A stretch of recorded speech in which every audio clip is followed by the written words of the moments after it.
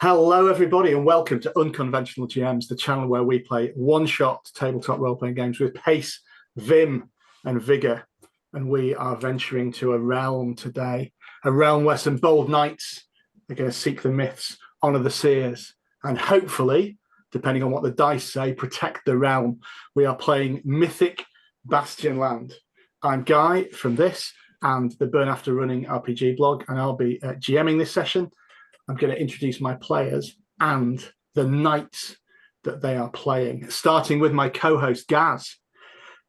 Hi, I'm Gaz. When I'm not co-hosting this, I also co-host What Would the Smart Boy to Do, the UK's premier RPG podcast. Today, I am playing Sir Luther, who is a wonderful, beautiful, spirited knight, a knight of rings, in fact. So he wears a lovely violet ringmail hauberk that covers most of his lean frame. He's got a ring on his fingers, well, on many of his fingers, but a particular note, this one is like a ring of thorns, and that allows him to share his spirit with his companions, one of whom we'll hear from later. Possibly the star of the show, we'll find out, is Rupert, his aloof steed. If there is someone who is more proud, haughty, and aloof than Sir Luther, is in fact Rupert, the Andalusian charger, who sits prancing around in the background with rings in its mane. Amazing, amazing. Strong horse content is what we're here for, definitely. Secondly, let's meet Tasha. Who are you playing? Hi, I'm Tasha, co-founder of Ukrainian actual play channel Idea Roll, and tonight I'm playing Sir Olimund the Daring.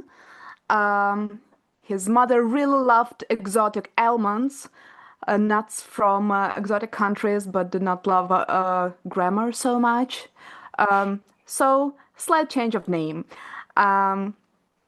He's wearing a special moon pendant, which grants him different shapes during the nighttime. And every time I'm rolling for this, so I do not know what will happen every night, there is a wide variety of possibilities. Yeah. And my horse is somewhat shadowy. Maybe it's just a shadow of a horse, but it's hidden in there, and its name is Mara. Amazing. And last but not least, Teast, tell us about your character. Hi, I'm Teast. Today I'm playing Sir Alex, the Mirror Knight. He's wearing just simple peasant garb. He's very slight, indeed quite androgynous looking. And he's riding Alfred, his faded steed, who has definitely seen better days. Amazing. But glory awaits, I am sure. You are knights gallant. You are established members of the ruling body of Lightspire. You can see that on the little hex map we've got in the middle of the screen. A lot of this play in Mythic Bastionland is procedurally generated. So as our knights venture out across the realm, you'll be able to hear me rolling lots of dice to determine what happens. I'm not sure how this is going to go either, as well as my players don't. And we'll see if they can solve the mystery of the myth that we are exploring. So you begin at Lightspire. You are part of, indeed, the whole of almost, the ruling council of Lightspire. This is a fairly small town nestled in the forest, the deep forest of the realm. But it's a town of gleaming spires and minarets that's always kept pristine and clean. Its ruler, Sir Bray, has ventured off on a quest of his own, but has left you, the three knights, to look over the town as it happens. But a messenger has come to you from the southwest of your realm and begged you for assistance. Foragers in the forest to the south have been falling sick to mysterious illnesses. People wandering into their farms and villages, poisoned and sickly. And sometimes wanderers are found in the forest covered in thin, tangled webs. they beg you, can you find what the cause of this ill omen is? You know that the way to solve this is to explore the forest. And you also know, because Sabre has shared it with you, that to the west, in the hills, there's a seer, a magical creature, being, who may be able to answer any questions you have about this myth and be able to tell you how to resolve it. So, having received this missive, we're going to open the action with you at the gates of Lightspire, about to depart. Just as we set the scene, what sort of approaches do you think you would take from this? And clearly, as well, we're in the morning phase. You also need to decide what direction you're going to move in this phase as we go through. So, which hex you're going to explore. So, Luther, how do you assemble your knights around you? Are you even the one in charge? Well, even if I'm not, any casual observer would assume that I am, because I'm there ready. My horse Rupert is pristine, beautifully brushed. Perhaps not the best idea if you're going into a forest thick with brambles and ferns and things like that, but that doesn't bother Salutha. It's all about appearances. He maintains good humour. It is, he considers himself the leader, but the first amongst equals. So he's welcoming his brother knights who are approaching. It's more Rupert that's got the problem, as his horse sneezes and huffs down its nostrils. The somewhat manky-looking chargers that my friends ride upon. But who knows? Maybe one day we'll get them a sufficient steed as well. But for now, it's very, very good of them to lower themselves to ride such beasts. Amazing. So, Alex, so Alamant, what are your thinkings on the first direction of travel? Where should you travel this morning? So Sir Alex is thinking that, given the hills are sort of southwestish and the forest is southwest, that probably heading in that direction makes sense. I'm just happy to go wherever. Out we go, adventures await, mysteries to be unraveled. Okay. Well, so Salutha was thinking southwest, so he's quite pleased that his protege are thinking along the same lines and the training's going well. So he'll nod and say, yes, I'll defer to you on this, Sir Alex. So a wonderful idea. Let's go that direction. Okay, amazing. Would you like to move, Gaz, the little shield on the tracker there? I shall. As I'll tell you.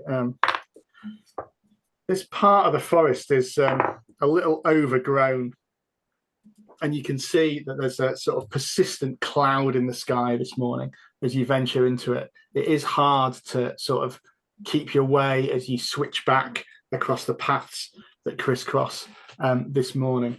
But you'll be pleased to see that your morning travels pass without incident. It is all clear today as you venture southwest. You can travel sort of one hex normally per phase. So it's now afternoon. You can travel more if you want to gallop and risk your horse's health.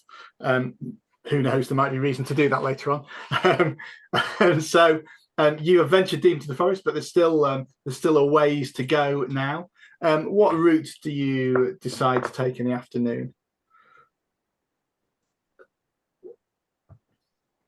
Well, so far we seem to find ourselves a good road to travel along. I'm happy to carry on in this direction if you two are, or we could take a sojourn off to one side if you wish.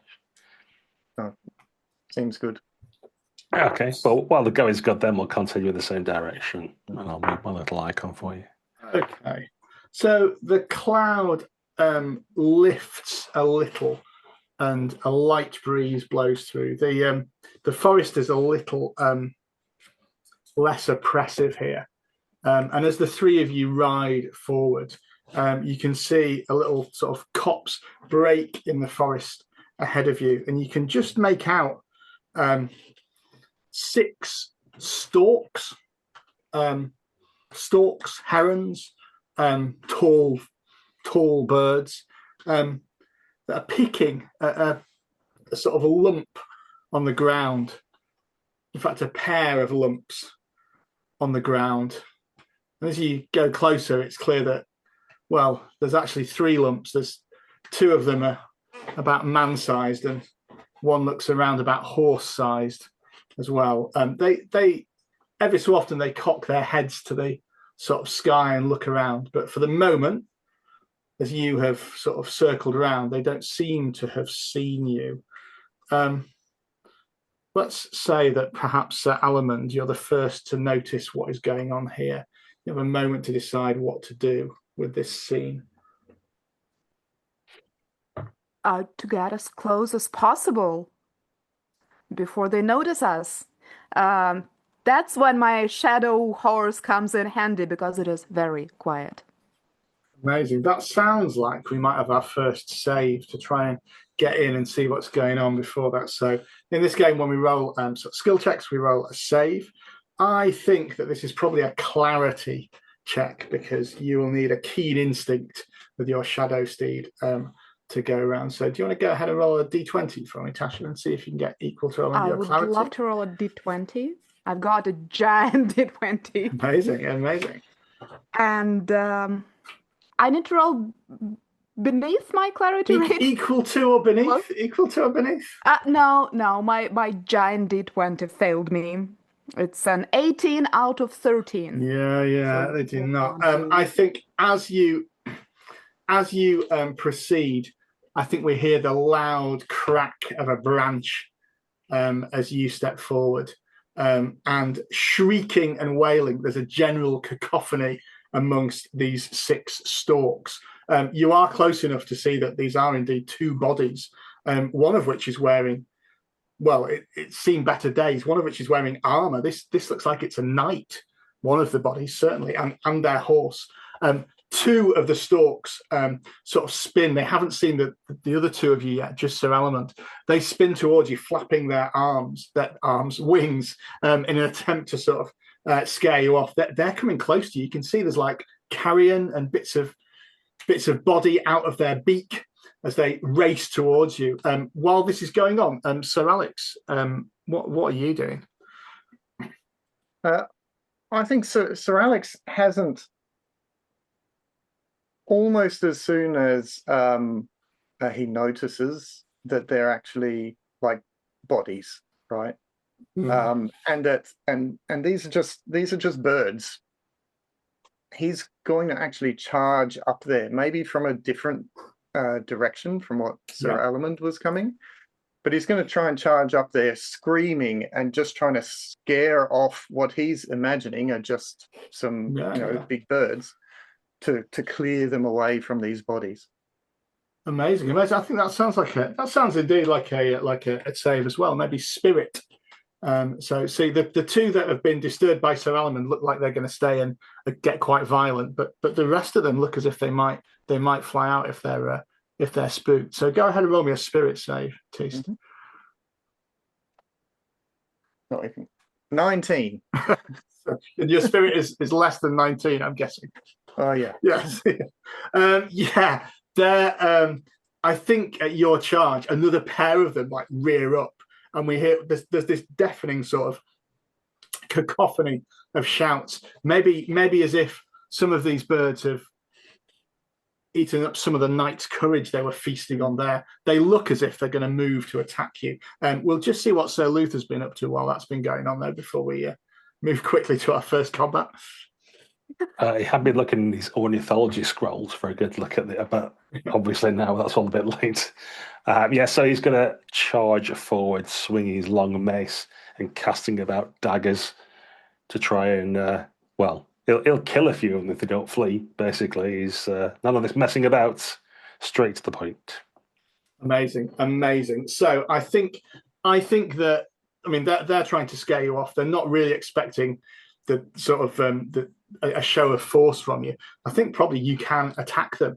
I'm going to rule that they're just sort of one entity, if you like. We don't have to fight them all separately. But this sort of gang of carrion stalks is one beast basically that you're fighting. And the result of obviously defeating it will probably be that they fly off and leave you in peace at the first show of force. So how combat works is, if you are all attacking the stalks, you all roll at once for whatever weapons you're doing, and we need to find out what our highest roll is. So this might be a bit awkward, rolling our own dice online. Maybe we should have thought of that. Never mind.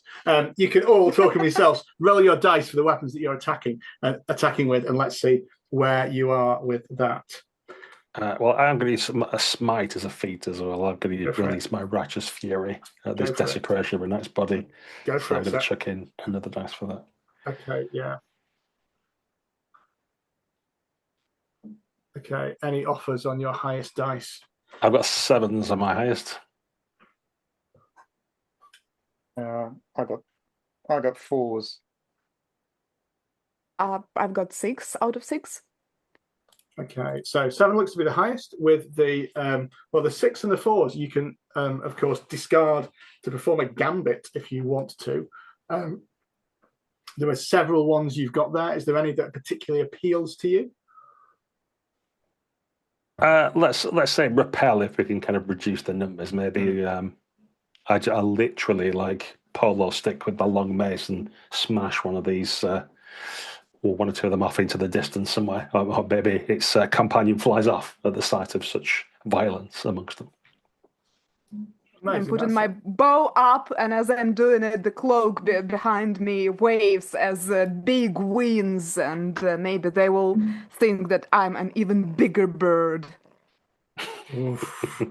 Looks good. So I've rolled a save for that repel, and they have failed, and they're also wounded, which would also, in theory, require another save for them to not flee from that. So I think it's fair to say that with the bow fire and the cloak, they're good at giving it, but not so good at taking these sort of intimidation tactics. And I think you will manage to drive them off. The bow and the big bird image works. So Luther, do you catch a couple of them with your mace? Oh yeah, for sure. Amazing. I think I've knocked one into the distance, and Rupert's hooves have clocked one insensible. Yeah. There's blood all up his nice, like, combed fur, all hairs all up his legs now as well as he's done that. It's it'd be terrible when he notices. Teast, what's your contribution to this successful rout of the storm? A similar. So I think he's also repelling with one of his things, and then doing a bit of 4. And I'm imagining in the same way that he was trying to scare them before, but he's got his hook axe and he's really just swinging it around, and just wherever there's a bird, he's swinging it at it, and they're all juddering backwards, and he hits a few of them a little bit, but yeah, and in a flurry of feathers, in fact, the carrion stalks are driven away, and you can get a closer look at what it was they were feasting on. As you step forward, you see the shining armor of this knight is unmistakable. It's golden, bejeweled breastplate. This was Sir Braz, the gilded knight, and lying next to him, his squire Emerald, no more than a boy, and also his mighty, majestic steed, half picked by these corpses. As you inspect them closer, you can see that they don't bear marks of being assaulted by these stalks naturally. Actually, as you look closer, they're webbed. They're covered in thin spiders' webs that secure them to the ground where they are. You can even make out Sir Braz you can see where his arms have tried to escape to get at his great mace, which still lies tied to his belt at his side. What's your reaction to this scene? Well, it doesn't look like it's a sickness they were telling about. Looks like he was attacked by a spidery thing. Look at all of the webs. Perhaps a spider thing. Perhaps a spider. I shall consult my memories for what we do when we have fallen knights, and I think it's probably a big pyre. So we've got lots of wood and things like that. So what he will want is to put him on a pyre with his squire, and we shall set the flames. And that way his lovely gilded golden armor and everything will melt down and mingle with the dirt beneath, and they become part of the land. Yeah. Are you taking anything? Are you searching the body? Taking anything for people back home, maybe? Or well, there's a lovely I think we base. It'd be a shame not to take. Just to show that we found him, so that people believe us. Right. Yeah. Well, I mean, if Sir Alex isn't going to be very impressed by that. Sir Alex has already, has started the prayer for the fallen knight, and while he won't interfere with you inspecting, like scavenging the bodies, he's certainly not going to be very impressed if you do. Yeah, I still think that I'm going to go with, like, he must have a son or an heir or something like that, so you want his father's weapon. Well, that's what I imagine in my romantic soul, so I shall take the great mace. Okay, so just in case it is relevant, that's a D10 long. Is that weapon? Just to be clear, Yeah, I'll it's just equally share good its as my stats, long mace, but just in case that becomes relevant later on. Like, obviously, you're going to keep it, strapped to the horse or whatever. But yeah, it's exactly. just noted from there. And it is. I mean, with all that sort of building the pyre and stuff, it's getting to dark now, to night. Now, in Mythic Bastionland, you can, of course, continue exploring at night, but there are a few extra rules that happen there that involve things like traveling blind and stuff that might happen. So it's up to you. You can choose to make camp and rest for the night. I nearly forgot, guys. You need to make a save, don't you? Because you did a smite. I did. Yeah, no, I made it. Okay, so you're finding it still easier, not fatigued. But it's up to you. I'm assuming you're wanting to make camp for the night rather than press on. I think so. Yes, it would be only right when it's a hold vigil over our absolutely. Fallen. Yeah. Excellent. So just so we know sort of how this looks, are you holding it near to the pyre of where this night fell? Are you going a little bit further into it? Are you finding a more defensible location? What's your approach to this? Sir Alex's instinct is to stay near the fire and make sure that we honour Baz as he should be. Yeah, and probably on a lawn or something, so there is open space around us, and nobody can, no spider can crawl on us from the shadows and trees. Yeah. And as the sun goes down, this red glow that suffuses above the tree lights, it is as if the glow of Sir Braz is with you in that moment. Now, something happens during the night, but you don't know about it. So how this works is when you camp, we still roll for what happens. We still make a wilderness roll for what happens in the hex. But sometimes that can be really bad because, like, you're asleep and something comes and attacks you. But sometimes it can be something that you're not even aware of. But what we see as the audience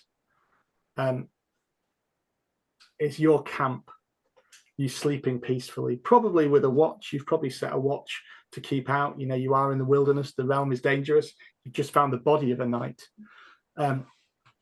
We see this camp inspected from the trees nearby, viewed through a multifaceted eye with strange focuses. We see it skitter around close to the ground and observe you and see what is happening, and then venture away underground into some secret tunnels that lead there. But you sleep soundly, your dreams protected, no doubt, by Sir Braz's spirit. And as you rise, you can take stock of the situation for the morning phase. One thing you notice as you're just scouting out where you are in the initial sort of planning is that there's a very broad river to the west that blocks you from going directly west into those hills. there. It seems to be easier to ford and shallower to the south. If you were going to go west, there's actually a blockage to the hex directly to the west. But all the others appear to be open to you. Where do you think you're going to venture to now?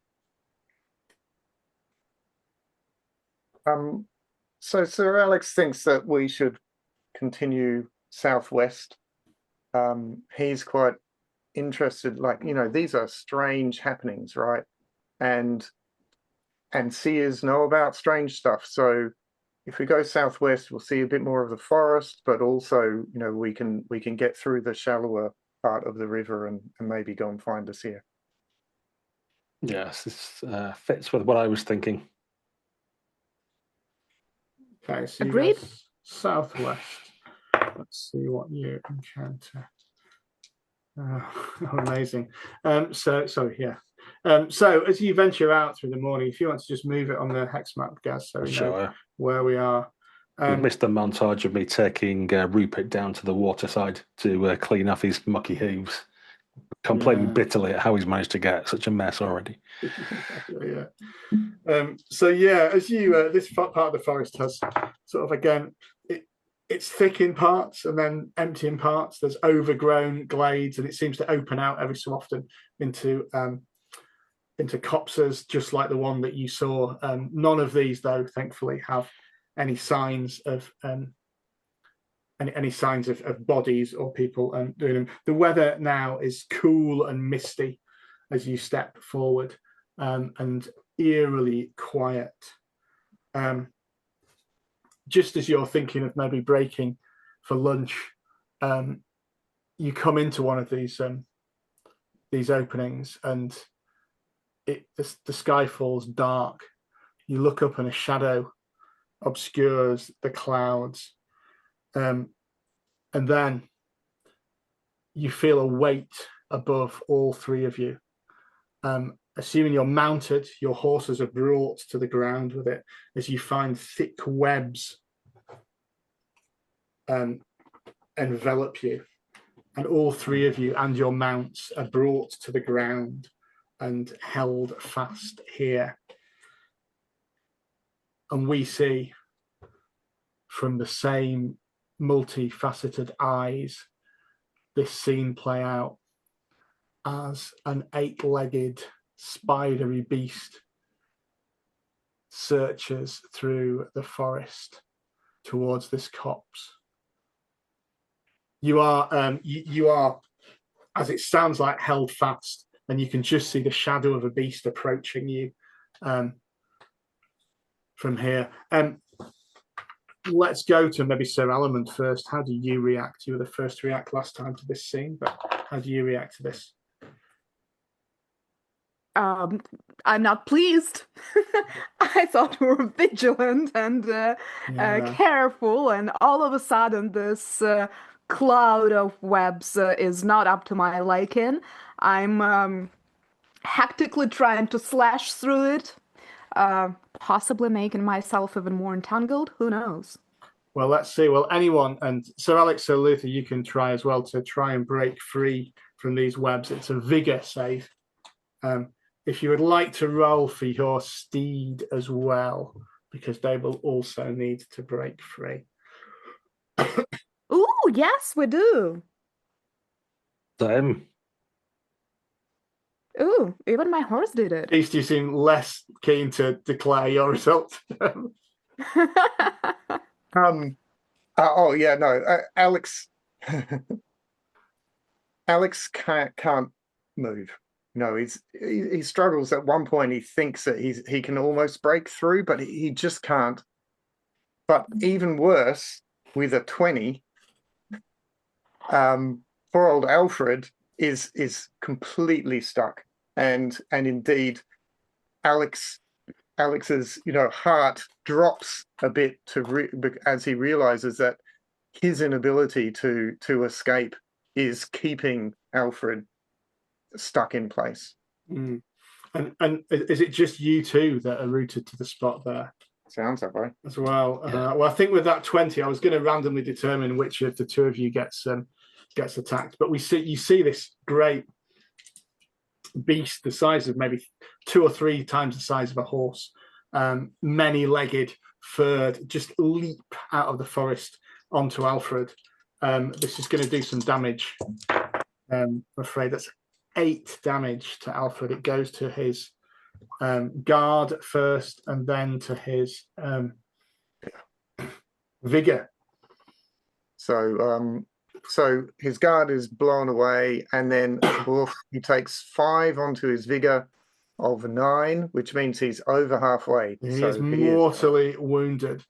So we see this beast leap out and chew a bite out of it, out of his leg, and then attempt to sort of skitter back out of it. And Sir Luther and Sir Element, you have a moment to react at this point if you wish to. Of course I wish to. I wish to send an arrow into one of these big faceted eyes of this spidery thing. Amazing. So Luther, what are you doing?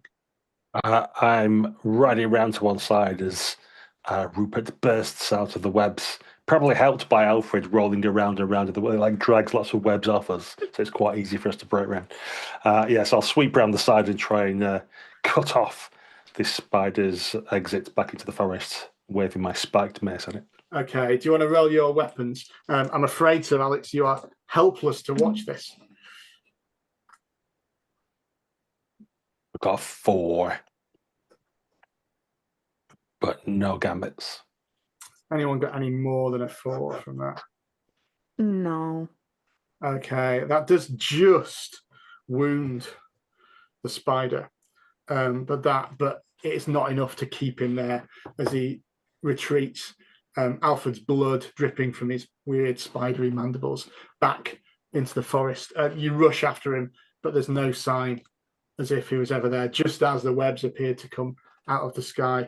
I think this is a moment where, as knights, you have a sort of realization that you have just come face to face with a myth momentarily, and it has retreated after taking a bite, but you are there. Alfred is wounded, needs medical attention, but also you can see him, his eyes are sort of rolling in his head.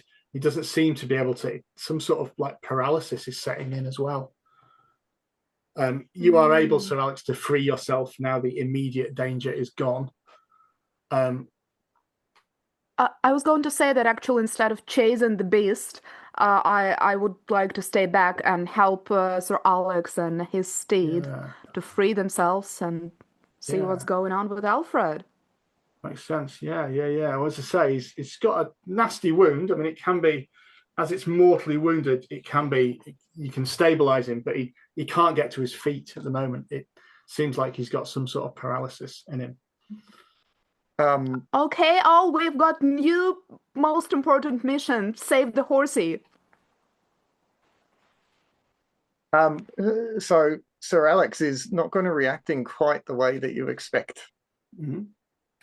When he is freed from the webs, he's going to immediately rush to the head of Alfred and is going to go forward to forward with him, and is going to whisper words of reassurance and love and blessing to Alfred. And is then going to put him out of his misery.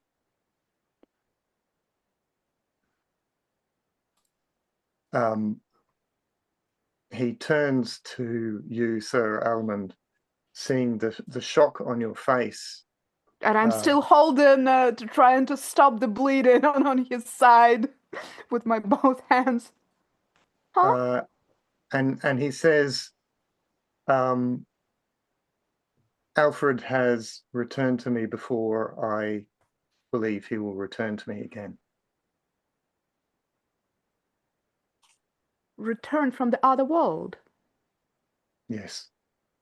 From the line between life and death? That is most curious. I remove my hands off the horse side who's not breathing anymore. I think it's probably quite a peaceful death, isn't it? It's quite that's what he was trying for. Absolutely. Absolutely, yeah. To Fades help away. him pass on in the most peaceful and least painful way that he could. So an eventful morning. Go on, sir. Sir Alan and Sir Luther, is there anything you want to react to now while you're looking at this? I would want then, while we're awaiting return, to observe what is happening with the horse, because I would presume that the spider might have injected some sort of venom, and looking on how it behaves. Are there any visible, I do not know, like black spots on the sides of the injury or anything like that, which will grant me more of understanding of the sort of the poison and hopefully I think counter it. I think there are there's clearly, you can see venom sort of where Alfred was bitten, oozing out of it. I think the question is whether you can work out any way how to counter it, if you see what I mean. And I think that might be. I think I might let you, if you're saying that Sir Alan has some knowledge of these things, you could try and sort of find it and see if there's some sort of antidote around here. The cost for that, because actions here often have a cost, is that that was the morning phase. This will probably cost you the afternoon as well. You might have to stay in this place trying to find some sort of antidote or learn more at least about this. What do you say, friends? I think it is very important that we understand this myth even better and find ways to protect ourselves against it. Absolutely. Maybe. But I think, my young friends, we shouldn't spend another night in the forest. So if you want to spend the afternoon on this knowledge-gathering expertise, I must insist then that in the night we travel and try and get out of these forests into the hills and get somewhere away from these spiders. Of course. Very well then. We have an accord. Okay. What a roll. How does it happen? So you spend some time studying the venom and trying to see if there is some herbal antidote or something in the forest, Sir Element. I think that will be a save. This is a clarity save to do it. You're going to be able to gather some venom one way or another. It's whether you can process some sort of antidote for it. Go ahead and roll your clarity. Oh, yes. Okay. It's a 2 out of 13. Okay, so you, from taking this venom and sort of testing and seeing what it's similar to, and this is some sort of paralysis poison. You would expect that were a human to be bit with this, such a paralysis would last like several hours. You're talking about the rest of the day, if you see what I mean. You would be able to be kept in a web for some time from it. I think that you are able to find some flowers. There's actually within this, while you're doing that, the Sir Alex and Sir Luther, you can explore this hex a little bit more and see what's on there. There is a druid's grove in this hex, a copse where, I mean, I imagine you're probably reluctant to move out of the trees into the open ground, but there's one where there's a huge sort of I was going to say cornucopia of flowers. That doesn't quite work, does it? Because it's meant to be corn, but a meadow of many wildflowers, and you're able to gather a selection of these that you think, if you can apply this to a wound immediately, you can stem the paralysis. Okay, and it's not a perfect solution. Possibly a seer would be able to provide or process this to be more effective, but it will do in a pinch, if you see what I mean, if you spend the afternoon crafting that. And then was the plan to travel at night? I don't want to spend the night in the forest. I want to be rid of this place for now. So you're seeking to go If you go west across, the river is easily fordable as it falls dark. As you do this, the wind picks up, and the bare hills that you find here are covered in brittle trunks of the remains of the forest. As you ascend, they get thinner and thinner, but you are exposed, and there's no sign of sort of shadows or places on the ground where a spider could hide or attack you, and you feel momentarily a little bit of safety. I haven't rolled the dice yet, though, so let's see how momentary that is. Yeah, we'll see whether the bear as in naked or bear as in the bears live here, and that's what they call the bears. Yeah. Depends on what you roll, I guess. While you are rolling, I will mention that Sir Alamon's is changing under the moonlight at night, and this night he seems to be looking more youthful, you might say, but at the same time even thinner than he normally is, and from time to time when you can see his hands looking out from under his cloak, that they are very thin and you might say bony, almost skeletal-like, with sharp claws. Yeah. Well, the other thing that you need to watch out for. So I think that might be to your benefit, though, actually, because I think in your moon form, Sir Alamond, you can probably see quite well in the dim moonlight, can't you? So I'm gonna say that with that, you're not actually traveling blind. So I'm not gonna roll to see if you end up circling back where you started or end up in a completely random hex. I think that Sir Alamond's slightly disturbing shifting. I wonder, Sir Almond, are you staying to the shadows so people aren't sure that it's you, or are you wearing your moon form openly among your peers?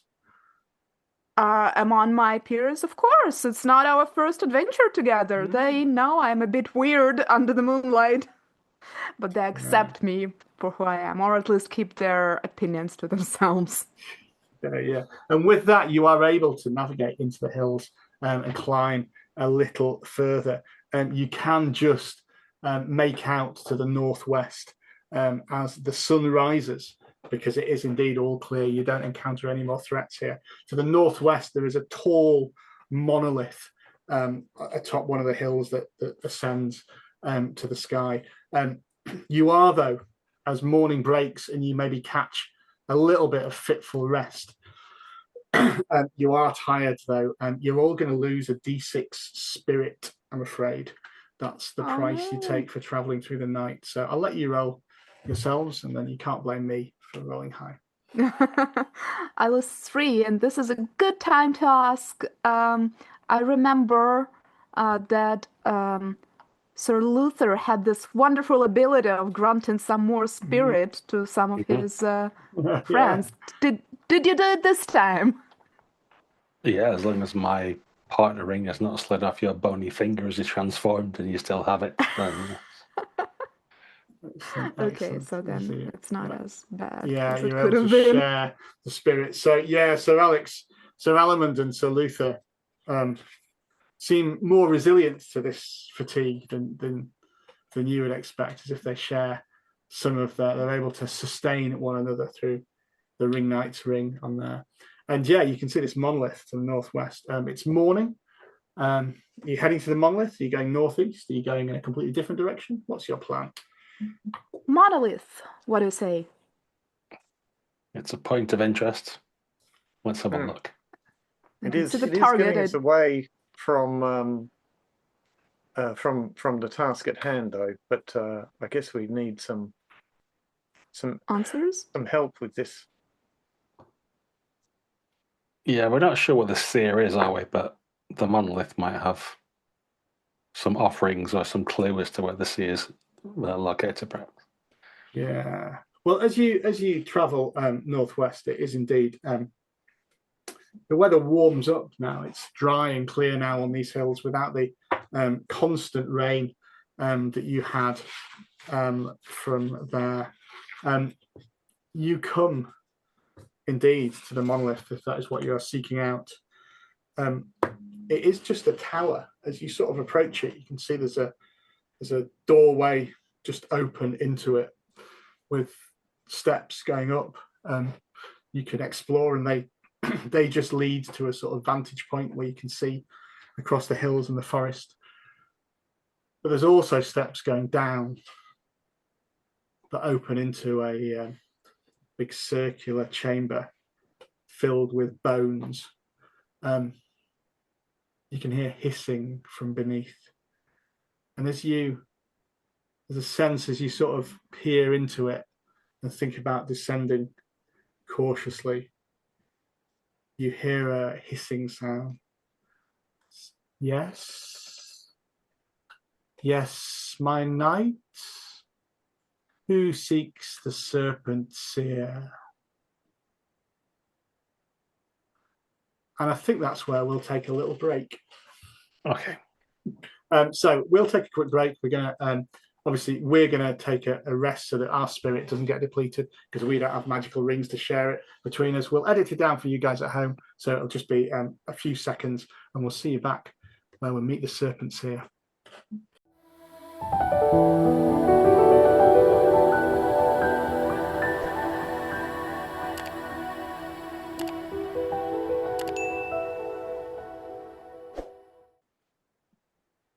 Welcome back.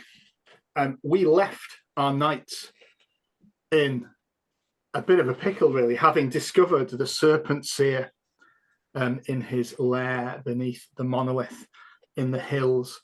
They've already met the spider, the object of their myth, once, and they did not all survive. Luckily, all three knights did, but not all three horses.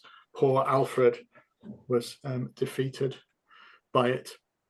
And it seems likely they'll meet the spider again, and possibly the spider is the cause of all the trouble in this realm. So as they approach the dim light of the serpent-seer, let's see if they can find out a way to finally rid the realm of this curse. As you hear a hissing sound again. Knights, come closer that I may see you. I shall boldly stand forward, looking about, saying, "Where are you, my sibilant serpent-seer friend on this shingle place? We come seeking your sage advice." And bearing gifts, I say, stepping closer and giving him a garland of the flowers we gathered earlier. Gifts, and at the mention of gifts, from beneath these bones all across the floor, a great writhing pile of snakes appears in a sort of cone shape, and one snake face emerges out of it and says, "You bring gifts for me, knights. I do so like it when knights bring gifts and ask nothing in return." And he looks, well, it's hard to pass the emotions across a small snake's face, but he looks sort of askance a little bit at the flowers and sniffs the air and says, "I smell horse meat. Is that the gift you bring me?" Horses are so difficult to consume, even if you distend your jaw. But wait, we have this. And I shall open up my satchel and pull out a well-trodden heron. And say, perhaps the horse you can smell is Rupert's perfumed feet that's killed this beast. Perhaps a bird, long and thin, might be better to get down your gullet, I suggest, and hurl it towards them. I suppose it's only from like 2 days ago. It's fairly fresh. It's not too like. It's just a bit gamey, but that's all right. Yeah, it's just been mature. It's been hung for a while. And I think one side of the serpent, like, it ducks down, and you see the serpents writhing. It says, "Yes, knights, you bring me an offering. What do you want from me? You seek the seers. You must honor me with more than this. But what can I do to honor you, fair knights?" Share your wisdom. Yeah, you may prey on birds and things like that, and horses and such, but riddle me this, sage, what preys on serpents?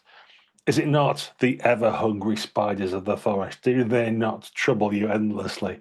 Perhaps we can add extra help by getting rid of the spider that dwells within the woods, the mythical spider. Perhaps that would be of service to you. And at the mention of it, the serpents sort of rush away and fall beneath the bones, leaving just the spokes serpent there before they cautiously come up and says, Spinjack, the Lord of Hunters, so he is abroad again. My spies had told me, but I did not think I would believe it. Yes, rid me of him before he finds my underground sanctum. An excellent idea. More gifts for the serpent-seer. Amazing. What will you bring me next? What is the third gift you bring me? I mean, we've definitely not told Spinjack where you live by leaving the big trail right to your front door. It's obvious. Hoof prints all the way up the hill. Yeah. What more do you bring me? If you kill Spinjack, amazing.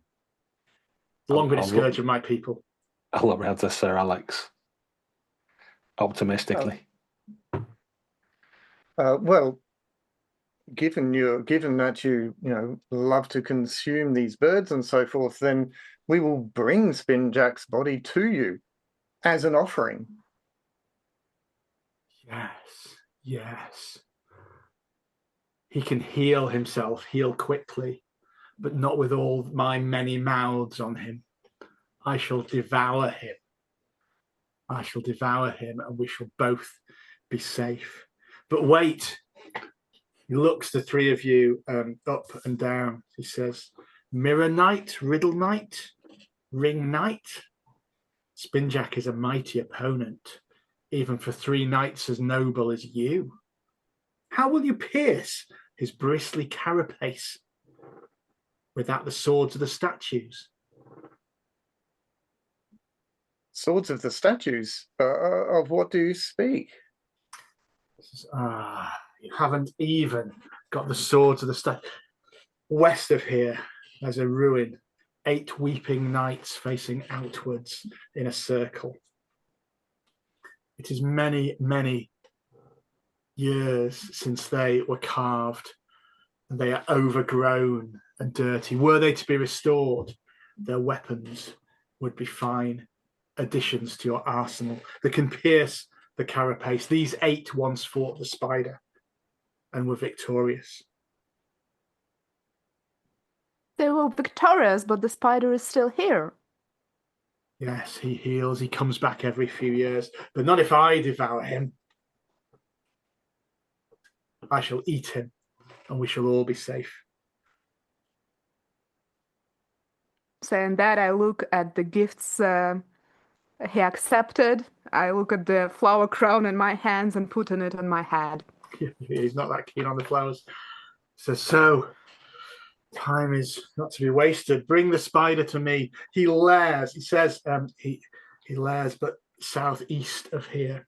And he does, in fact, tell you that if you go on a sort of southeast line from that hex, the bottom hex is where the spider's lair is. You may encounter him anywhere else as well. That's where his actual lair is.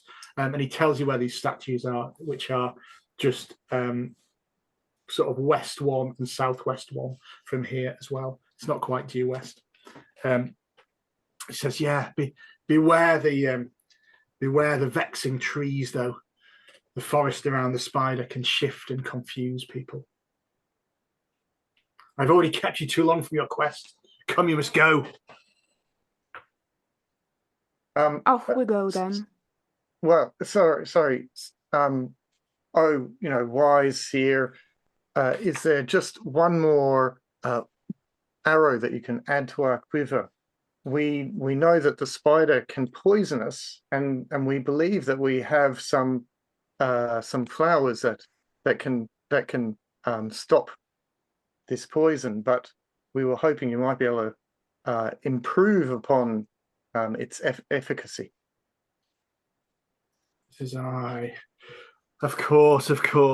As serpents know of poisons, and before you can realize, one of the serpents has like crawled up and has got this patch of flowers in itself, and takes it down into the bones, and then it returns back up. And there are 3 little pouches where these have been processed and mixed with it. An antidote for each of you. Apply it immediately, though, lest it takes hold. Come, you must go. You must go. Bring him to me. I hunger already. That bird was a fine starter for my meal, but I shall feast on the spider tonight. Waste no time. Waste no time.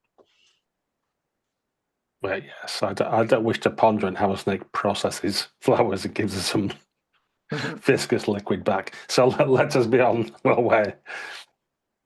Okay, and you leave the serpent-seer. So what's as you're sort of out of sight of him, out of the monolith, what's your plan of action? You know where the ruins are, where you can get some weapons that apparently would work with that, and you also know where the spider is laired. What's your plan? Well, let's go for the swords then. Sound good to me. Okay, due west. Right.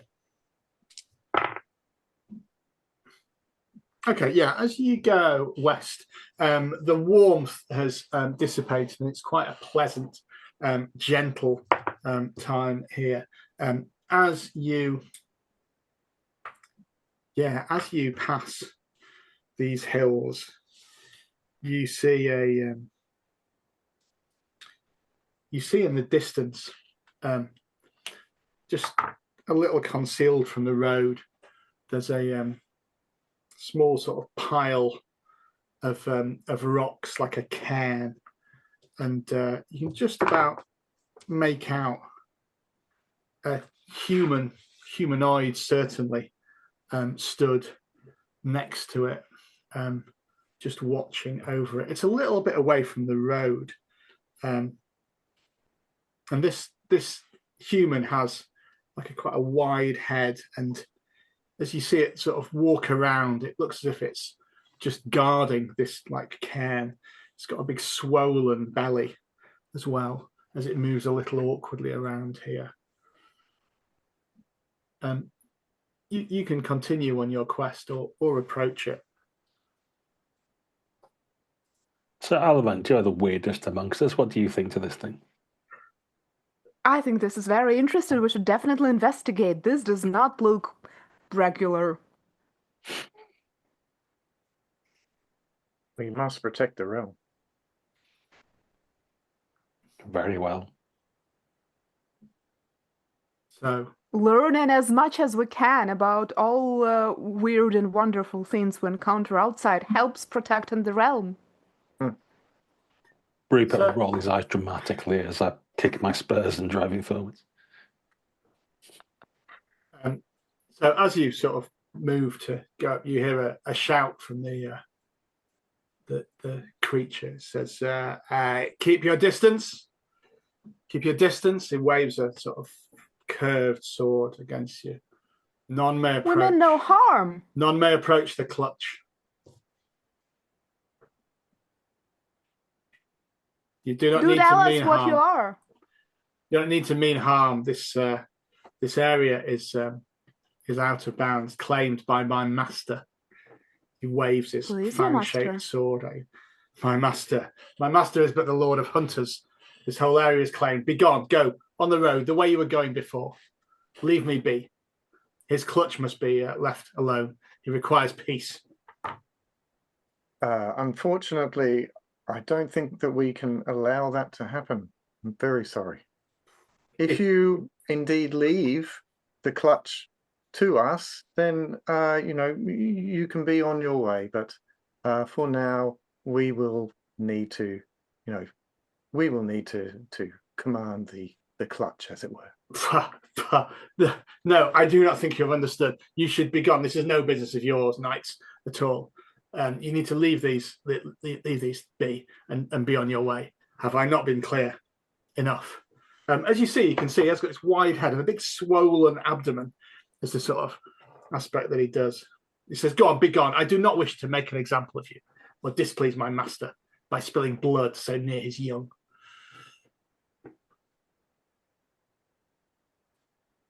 Well, unfortunately, I think that this is what we're going to have to do then. And Sir Alex is going to draw his what is it again? Hook axe. Yeah. As they say, follow your heart, I say, and try to aim an arrow into his heart. Or where presumably his heart might be. Somewhere underneath his brain, it says, "Ha, bold knights." Ridiculous as he charges in towards you. I think this is going to be a sort of free for all. Everything happens at once, if you see what I mean. So he's going to roll his attack as well. If you can roll yours for all the weapons you're bringing to bear against the Spider Herald. Let's. Spider Herald. Mm. And he's I'm afraid to say, Teast, he's attacking Sir Alex.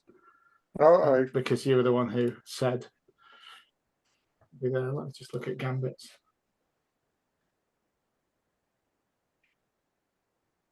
Four is the best I can do.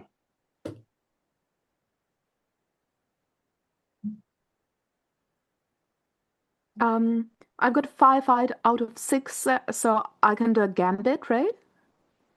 Yeah, if you've got spare dice that's 4 or higher, you can do a gambit. What are you thinking? You can discuss it amongst the three of you to work out where it is. So I also got a 5 and a 1. Given that he's attacking me, you've done an attack roll against me. So he's done an attack. He's got a 6. If you want to, Teast, you can deny him. That's exactly discard one attack dice. Yeah. That works. You can get rid of his highest one. He's still got a 5 though. You'll have to pass a spirit save next. After this, it'll become fatigue. So you managed to deny the force of his attack, but you're still going to be taking 5 damage, which is going to, I think, go through into your figure. What was your result, and what gambits have you got from him? What was your highest dice? I think 5 is the highest one between us. Yeah, that makes sense. Okay, and were there any gambits, Tasha, you were going to do? Is that right? I was thinking to try and stop him from moving. Yeah. Yep. So try and stop him from moving. Okay, so he is going to roll a save against that, which he makes, I'm afraid. So it's no. Try and trap him, but he is able to retreat. So let's put this together to see what happens. So he's going to do 5 damage against you, Sir Alex. Obviously, your armor comes off that as well, and then your guard, and then the rest of it goes through to your figure. Your damage against him hasn't wounded him. It's just taken off his guard. You notice that he's got spider husk armor on, if it wasn't any more obvious who this guy is working from. So he charges at the same time as you, Sir Alex. You manage to deny him with his first strike, but he comes back up, and I think you are wounded, aren't you? So he pierces your mail with that, and it hangs there from it. So I haven't got mail. I've just got my peasant garb on. Yeah. And so it's actually my small shield that manages to sort of deflect it away from my body, but maybe, it takes an arm or something like that. Yeah, there's a like cut up your arm where blood is dripping from it. There's some black stuff in it as well, as you feel your arm seizing up a little bit as well. Tasha, your bow shot tries to cut him off. Is that right? Mm-hmm. That was your gambit. I think you try and get, but he ducks away. Having wounded you, he sort of retreats a little bit and goes back to the clutch and shouts. So, Luther, were you involved in this fight? I think, given my roles, that I was just I was waiting to see how my young proteges do, and then seeing what's unfolding. I'm now drawing my mace quickly and pulling my knife out because I need to get involved. Yeah. So he's withdrawing now. I'm just going to roll a save to see if he actually stays and fights. He does not. So you see him duck behind this cairn now, and as you sort of run up to him, the Spider Herald is gone. as if he's gone. Before he was gone, if I may ask, if he suffered at all from the mirror reflection of the Mirror Knight. That's a good point. Yes. Oh, he did. I meant to say that. Thank you, Tasha. You do have some blood pouring out of your wounds. Yeah. Look, balloons. 2 points more. Yeah. Yeah. So he takes. Well, it's not even 2 points of his guard. It's 2 points straight to his vigor. Yeah. So he is as he cuts your arm, you notice that there's a spurt of blood on his arm, and yet he gasps at this and flees, and you can see him vanish behind the cairn, and as if there's some sort of secret web tunnels that lead all over this realm. He is soon gone. So Alex, you can feel your arm seizing up a little bit though, coming right up to your shoulder. It's quite hard to. I think your shield is dropped. There's a clang as it's dropped to the floor. As you feel I can rush over take over. and apply some serpent juice. Yeah. Make a note that your antidote is used, Gaz. Obviously, serpent juice. Yeah. But yeah, that does restore it eventually to it. And you're left with this sort of cairn, unattended.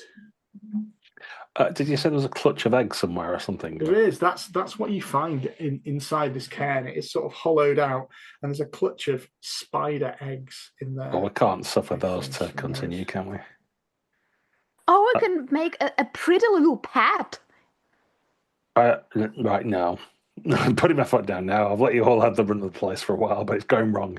It's I hate to be one-dimensional, but it's pyre time again, I say, hefting some logs from out of the nearby woodland. Maybe we can leave just one. I'm sure I can train it. No. The serpent-seer might quite like them as well. Oh. I'm sure they'll like them flambéed as well as anything else. Okay. For the sake of, well, I think we can burn the spider's eggs. Whether we keep them for a snack for the serpent-seer later or not, we can leave occluded for now. If you see what I mean. That's the afternoon. Sorry, no, that was the afternoon, wasn't it? Are you gonna camp now or press on to the ruins, to the statues? I mean, that will be nighttime traveling, right? Again, yeah, it will be nighttime traveling. And certainly Alex is really not feeling it. Let's have a rest. I want to make sure that husk harbinger doesn't come back again, sniffing around. So let's stop here for that. Okay. Are we about to make camp near the eggs which we just destroyed? Yes. Okay. Nothing will go wrong with this plan. Okay. It's perfectly. Just roll this I will dice. trust your wisdom. Yeah, these things might escalate now. Do you want to, Sir Alaman? As the moon rises, what happens to you? Just let us know. Just give me a second. I'll roll and we'll find out. Yeah.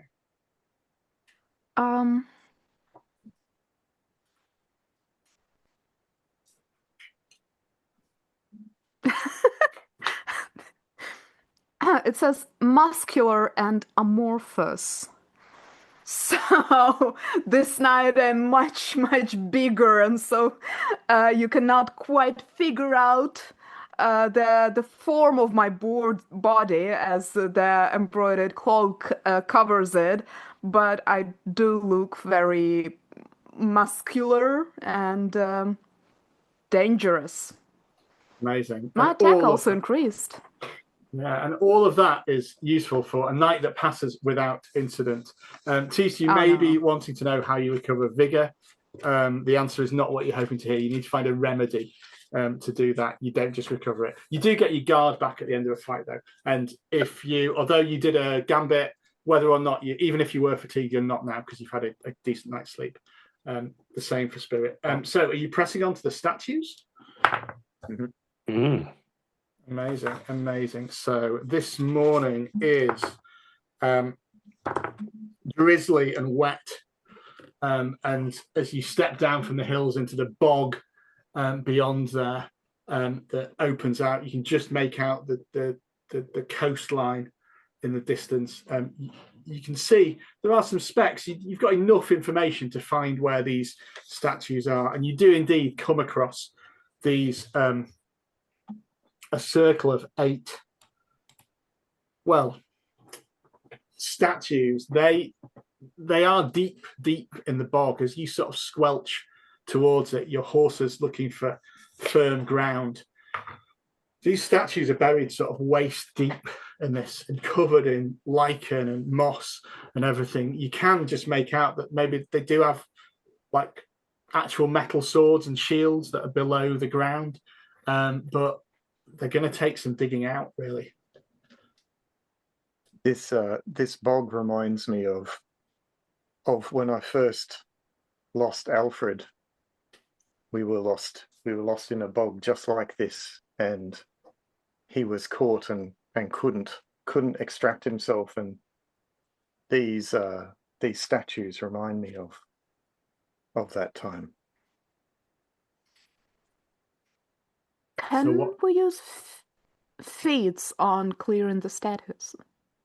Not generally. If you want to do something special to clear the statues, it would be a save. You can take time if you want, and just spend the whole phase here, if you see what I mean. That'll mean spending. That was the morning, so that'll mean the morning. That'll take you. That would take you through. That would take you through to nighttime again, though, because you spent a phase going here. Or you can make some saves to try and do it quicker, if you see what I mean. Mm-hmm. If you can describe a way that you're going to do it that makes more sense. I was inspired by the description of a smite, throwing all of my women vigor to try and clear out the statues, taking moss off, removing the weeds around it, maybe some ivy which is crawling on top, removing this too, and maybe even clearing bits of the statues with sand. Okay, so yeah, if you're prepared to really sort of push it, you can recover a set. Well, you can recover a set of arms, basically, a set of 3. I don't think that. No, yeah, let's do a save. What's at risk here, I think, is that you overextend yourself a little bit, and you might lose some vigor from being tired out by this. So make the vigor save and see how you do. Yeah. Mm-hmm. A 6. I think it's a pass, yes. I hope that's good. Otherwise, the fight with the spider is going to be very short. I think if you got vigor save. So Alex would be feeling a lot better about himself if that was the case. So you managed to, as you really push yourself, Sir Alamond, you managed to get, so you've got a sword and a shield for each of your knights. The swords are D10, but they are not affected by the spider's armor. The shields are D4, and if you haven't already got a shield, at armor 1. So some of you have shields that account for the armor 1, so you possibly don't, so it give you an extra armor 1. But they're also D4 weapons, so you can roll that along with it. It is afternoon. You have a chance to explore. No, it's not. It's morning, isn't it? It's morning. That took the morning phase. It didn't take the afternoon phase because Sir Alan did it swiftly. Where to next? Are you making? I think at some point. I'm still clearing off some of the vines, and my friends are like stopping me, saying, "We have already enough. We can come back later and finish with the rest of the statues. Yeah, there's 5 you more. don't need to clear." All 8 of them. I'm like, yes, but it's going so well. Yeah. I'm making such a great progress. Yeah. Okay, yeah. So Luther, what you seem to have taken charge now. Where do you suggest the party goes to next? We're going to head southeast, I believe. We're going to make the most of the terrain. The boggy skirt the hills and then head into the forest at the last minute. Yeah. Okay, so you go southwest. This will take you through. This is your afternoon phase. Watch while I move the wrong thing. So the afternoon, the drizzle continues. It's a little bit chilly. There's a chill in the air. You can taste the sort of smell of the sea from here, as well as you're by the coast as you continue on through there. And as you're sort of making your way, I think this bog has. It's not quite as bad as where the statues were. This has paths and stuff that crisscross it, where your horses can be pretty solidly on there. As you're making your way down this, you see a figure rides up to you. Let me just roll to see where it is. Yeah. And as you approach, if a chance a hail, fair knights. Hail. Hail. Well met, traveller. As you approach, this is a woman. You get a sense of familiarity from the woman that you see before you.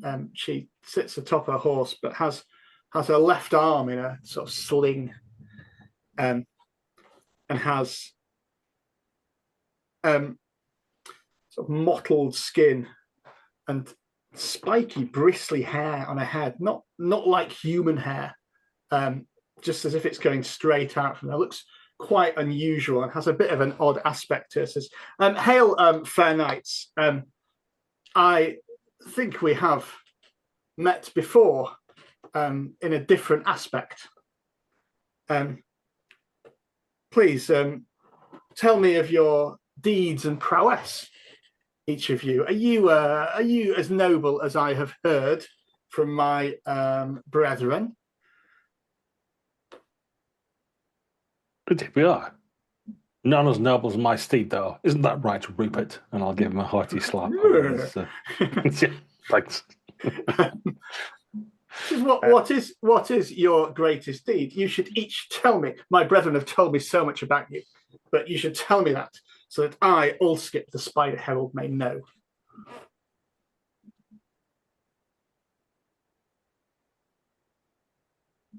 You that spoke before with the nice horse. What is your greatest deed? My greatest deed is returning the crown to our past king. Lost it was for generations, but I found it in the tombs and brought it back so that we may crown his great grandson and once again have a king in the realm. What a mighty deed. Amazing, amazing. I am so pleased by your mighty deeds. You on foot, Sir Alex, without a horse. What be your mighty deed here? I broke a siege, disguised as a poor farmer, destroying the siege's food, forcing the two parties to negotiate, and hence no more blood was shed. Oh, a noble deed indeed, without a drop of blood. Oh, it is impressive. And you, Sir Knight, what is your greatest deed? Just as you, Sir. I brought the basket of plenty to a starving village so that they can have an endless supply of almonds to help them make it through the cold winter with no other sources of food. Oh, what noble deeds. It is true what my brethren told me about it. Well, I have good news for you are receiving of a great honor. You are to be the prey of the spider. He seeks to hunt you properly now. It is a great honor. Oh, many of us remember. Many knights would fight for many years for the honor of being the prey of the spider. Good luck to you all. What an honor to be devoured by her. The Lord of Hunters, Spinjack, will welcome you into her fold. Many congratulations. Yes, pass her our greetings too. Hopefully she's doing fine now with one less eye. A courtesy of ours? Yes, I will do. I'll speak to my brethren as well. Noble knights, I bid you farewell. I'm going to ride this herald down now because I've had quite enough of this nonsense. I thought you might, yeah. Okay, yeah. I mean, this is going to just be. I think you get an extra D8 here as well because she's not expecting this attack. Sounds entirely fair as I just charge forward. Yeah. I get a 5, and I can do a an extra little gambit.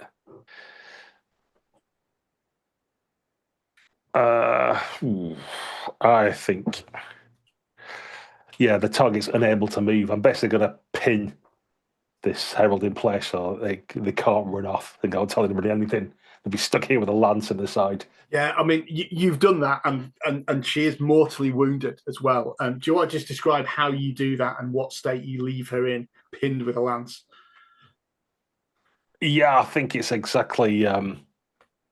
It's got this kind of the black skeletal remains of a tree that was assassinated in some long since storm, just a blackened, scary kind of image in the background. I'll drive my lance through this hog and pin into the tree, and it's then that as it disturbs the roots, you see all the little snakes and things that have been nestling in the bole of the tree. They come out sniffing and licking the air with their tongues.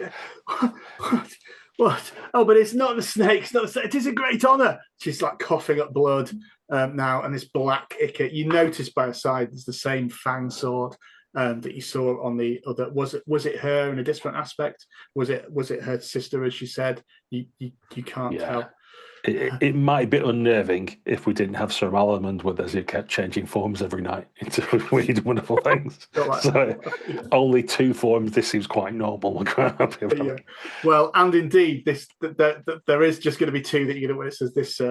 As the Spider Herald is going to breathe her last, as the snakes descend, and we can maybe fade to black there as he gets devoured by the serpent-seer. I will leave a crown of quite drying out flowers after 2-3 days of traveling with us. On her head. Amazing. It's night now. What are you going to do in the night phase? Are you going to continue moving? Are you going to try and I suspect Sir Alex needs his rest still. So it's probably wise to camp out if you find a dry patch of land somewhere, a little bit of raised ground. Yeah, can we not hang around where the herald is this time? The usual approach of camping exactly where you've encountered something dangerous.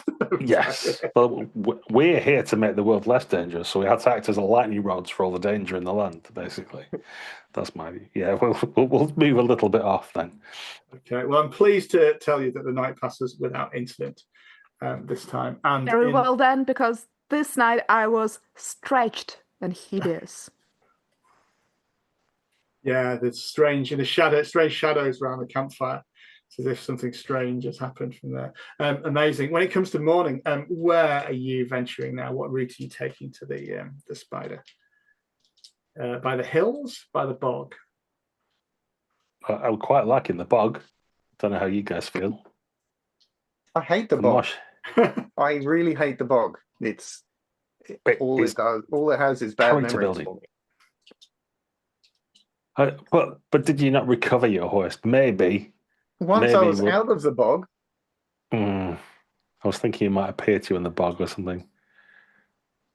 I mean, if you really insist, we can go to the hills, but I think you're being a bit lily-livered about this whole thing.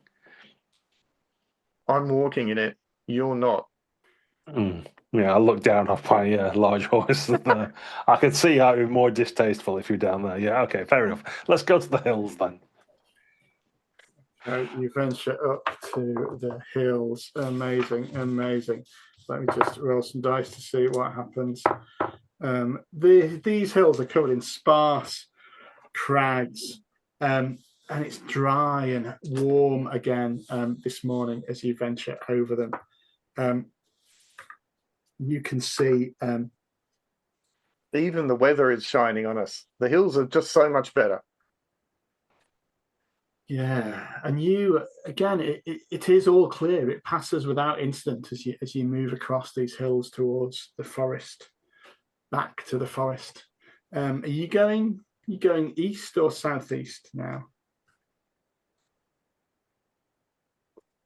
What sort of landscape do we see to the southeast? So the southeast is thicker forest, basically. A mixture of trees, a strange sort of conifers to the east. To the southeast, it's a real mixture. It's not almost unusual, the number of trees that you can see there as you look down the hillside.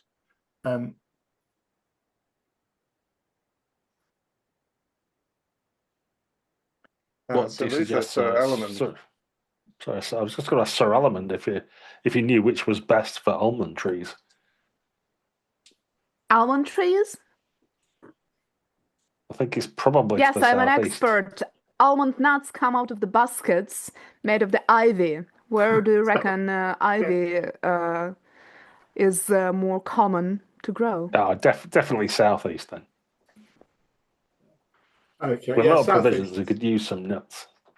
Okay, yeah. Just eat whatever you find on the weird trees to the southeast. I'm sure that'll be fine. Yeah. I mean, if you can form a remedy out of the almonds that you find there, then Sir Alex would be very happy with that.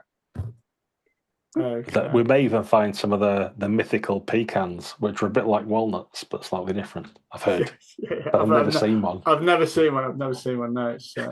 I think it's a myth we have not encountered yet. Yeah, completely. So, as it gets to afternoon, you venture into the southeast now. As you ride or separately walk through this, these trees seem to shift shape around you. It's hard to get your bearings here, and every so often your face brushes against thin webs. You see occasional webs up in the heights of trees, and sometimes although you're definitely sure you're going in a straight line, you find yourself back in an almost identical clearing. It's as if the trees are moving to trap and vex you as you travel through here. You've got an option. You can really carefully tread your way, maybe using some trick or approach to slowly make your way through into the spider, or you can press on and charge and see where these strange moving trees will take you.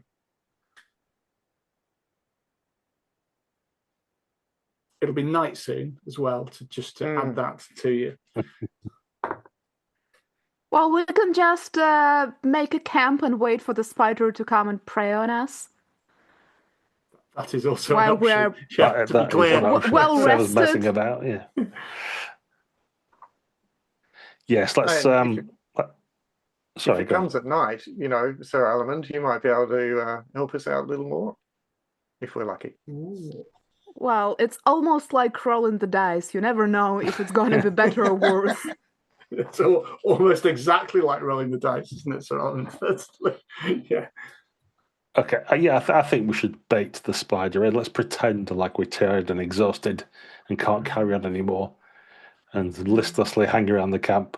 I think for some of you that shouldn't be too much of a stretch. And then we shall lure it in and kill it when it tries to eat us.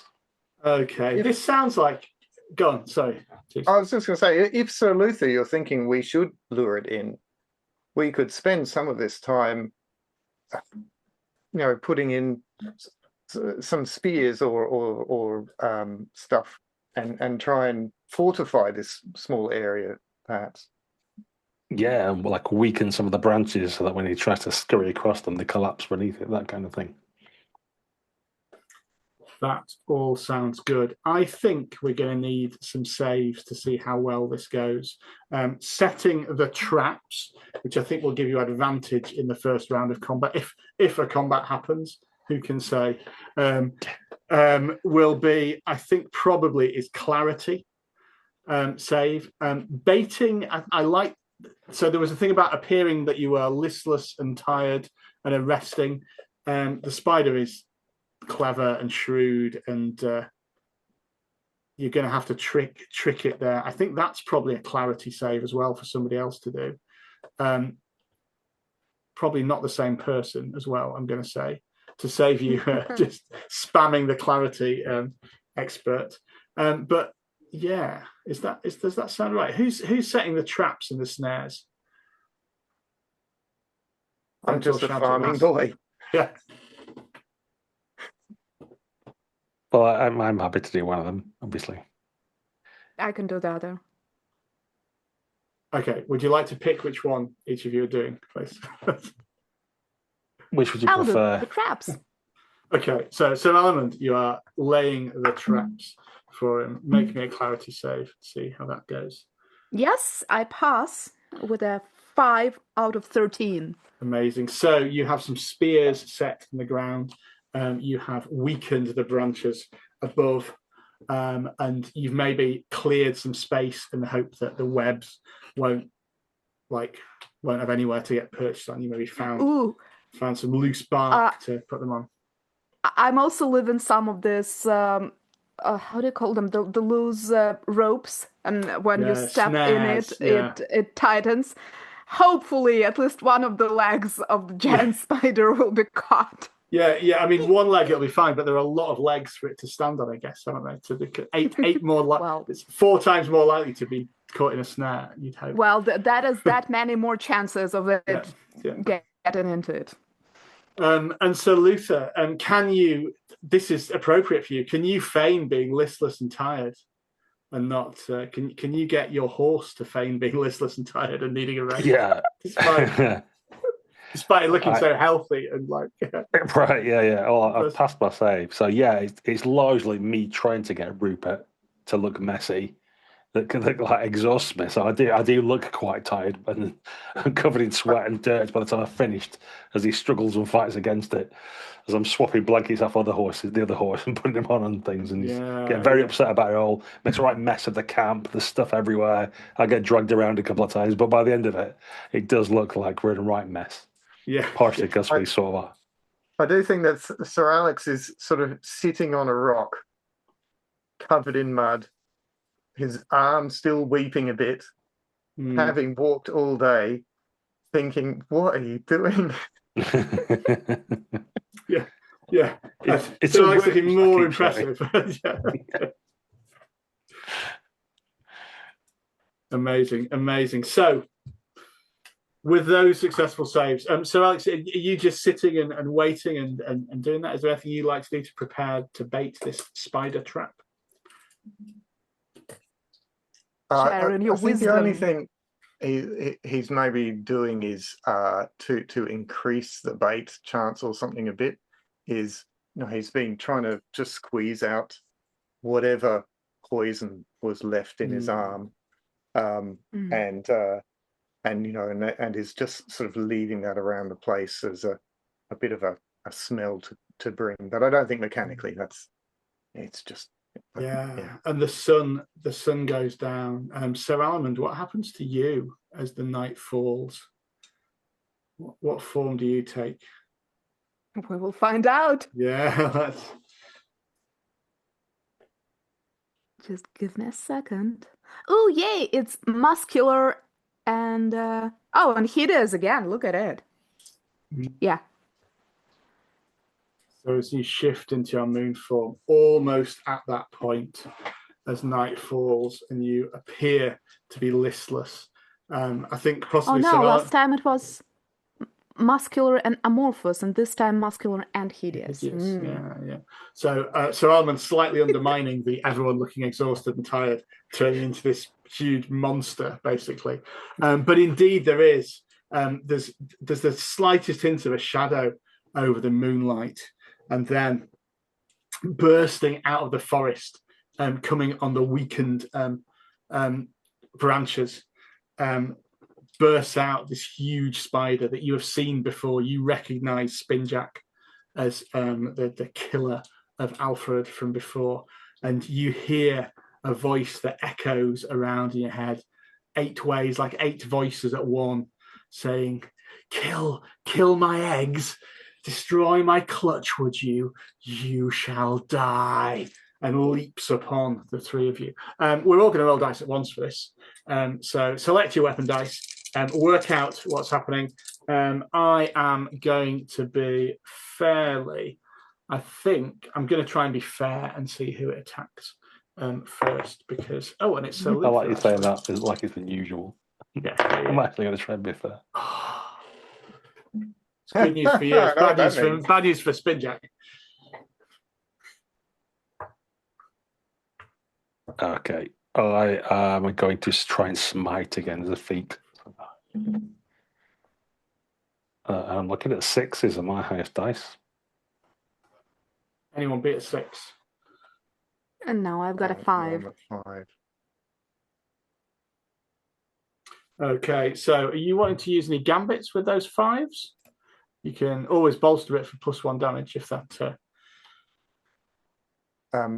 So who? Sorry, I missed who Spinjack was attacking. Sorry, he's attacking Sir Luther. Right. The best he has is a 3, but that will be direct damage to you and no gambits.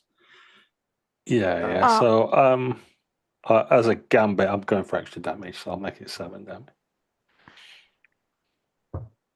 Okay. That sounds legit. I was going to say that in this moon form, I don't think I can use the sword, but I am using the grasp for a D8. Yeah. So I'm just like while the spider comes closer, running on its legs. I'm just trying to grab one of his legs and maybe even tear it out. Amazing. So, Luther, you take 3 damage. Does that make you wounded? I was going to deny that.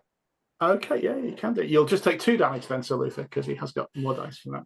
Well, I already had 1 armor, and I've got another armor for having a shield now, right? It's not your guard is the fine. old knight shield protects me with the help of my companion. So as this spider sort of rolls out of the hills, it you fend it off, Sir Luther, with your shield, and with the help of Sir Alex, you're obviously denying as well and pushing it away from there. But it is, I think, probably peppered with arrows from Sir Alamand and your things. It rolls backwards, one leg momentarily caught in a snare. It's not wounded. Its guard has been reduced, and then it leans back and then pounces again on you. Again. I've passed my save, so I'm not fatigued, so I'm going to try and smash it again. Go for it. Same with me.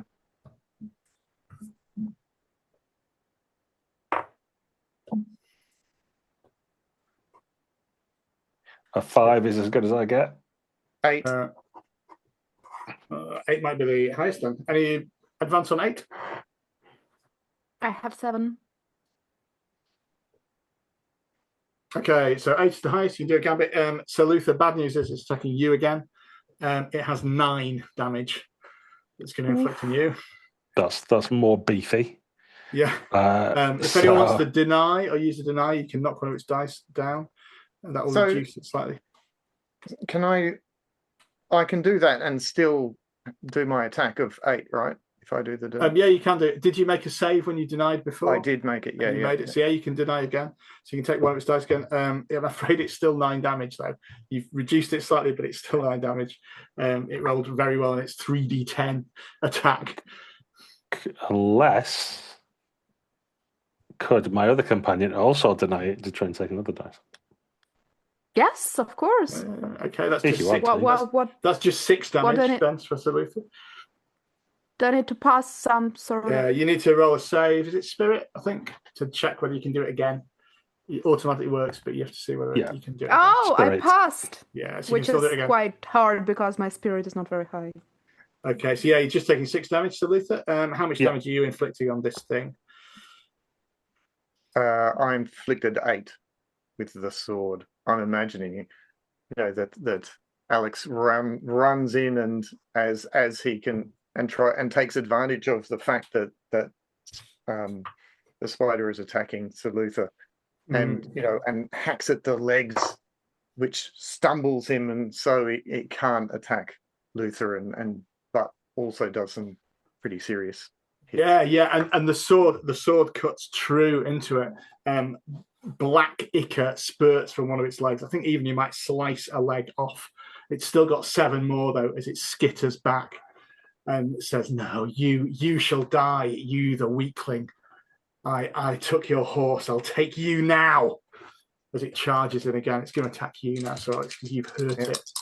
Yeah. Well, I'm thankful to Sir Alex, because I would have taken a scar if it wasn't for his intervention. And Solomon, so I'm glad you lot prevented that. Too pretty for scars. Okay, it's got 5 damage on you, Teast. It's the best it can do. Where's the highest I've got? I managed to. I've got a 6. Oh, forgot about the rolling the damage. I got a 6. Look at that. Okay, so you can use that to gambit to bolster if you want to put it boosted to 7, if that makes sense. Not for me. Yep. I'm going to deny again. This is what I do. I'm good at denying, and I'm going to deny to myself to see if I can. Okay, that's just 4 damage. Then you not take this highest dice away. Oh, nice. I'm unfortunately don't have to pretend to be fatigued anymore. I actually am, so I can't do any more Yeah, of literally. these. But Yeah. I'm thinking very convincing. Yeah. I'm thinking you're putting out a great show. Yeah. it's all in the Well done. acting. Yeah. This third denial of damage finally puts Alex on his back foot, and he too is fatigued. So Oh, with no. your damage to it, though, it is, I think, mortally wounded. So I think that was Sir Alamon's blow, wasn't it? That was the decisive one. You were the highest dice in that. Well, we both had 6 with Sir Alex, but he gambited his, right? Yeah. So I together, didn't, but I will. yeah. No, that puts it. It's mortally wounded. Teast, how do you think you and Sir Alamon together managed to pin the spider and finally get it mortally wounded? Might I remind you that I cannot use the good sword, but I'm very hideous and very muscular, and I'm actually using my grab to maybe fix it in place so that you have a better opportunity of striking it. Yeah, so maybe like and you're crushing it and you've fixed it in place, and I just come in and in a flashback. No, I won't do that. And I just stab it in one of its eyes, and that final flicker of life as it passes. And its body goes limp. And it's as if, although you are in the midst of the night, it's as if as you look around, some of the webs already start to dissipate from the forest, and the confusing paths in this area that seem to go in all directions at once, like some vexing web, straighten out. And even at night, you can see a clear path back to Lightspire because you have indeed slain the spider. What we will do now is I think we'll have a little scene from each of you as what happens immediately after that. That could be about your character. It could be about what you do separately after this event. You have defeated the myth, but you might still have some additional things to do. So Luther, do you want to start us off? I think it's part of the journey when we've gone back and there's that deep river. And in the moonlight, now it's safe to venture out in the night. You can see me and Rupert frolicking as I'm cleaning down. He does that kind of thing where you dip your head beneath the water and bring it up on the hair. He's doing that with his mane. And I'm splashing it with water and stuff, and we're having a lovely time in the cool moonlight. Amazing. Sir Alamond, what do we see of you in our little epilogue? I will continue my quest on clearing the 8 statues, the 5 remaining statues of the moss and vines and whatnot. Restoring them. Amazing. And last but not least, Sir Alex, what do we see of you? We see him dragging up the spider to the serpent-seer and proffering it. And as he turns to go, there in front of him is Alfred again.